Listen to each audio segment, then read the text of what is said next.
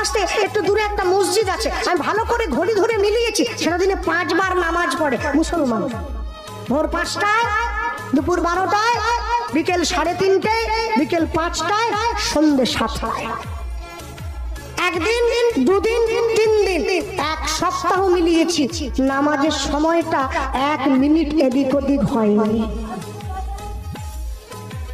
আপনাদের এই পুরো সবঙ্গে যদি বন্যা হয়ে যায়, তবু নামাজের সময়টা পরিবর্তন হবে না, ওটা ভোর 5টার নামাজটা 5টাতেই হবে।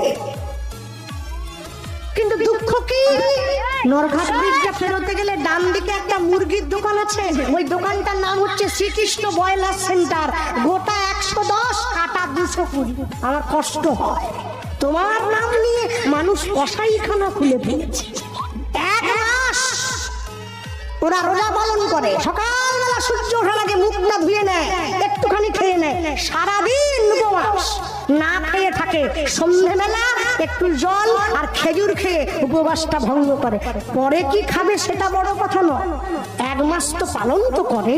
আর আমার বাড়ির মা বোনেদেরকে বললে কি গো একাদশী করবে না, বলে না, এ বাচ্চা হবে না, পরের বাচ্চা হবে।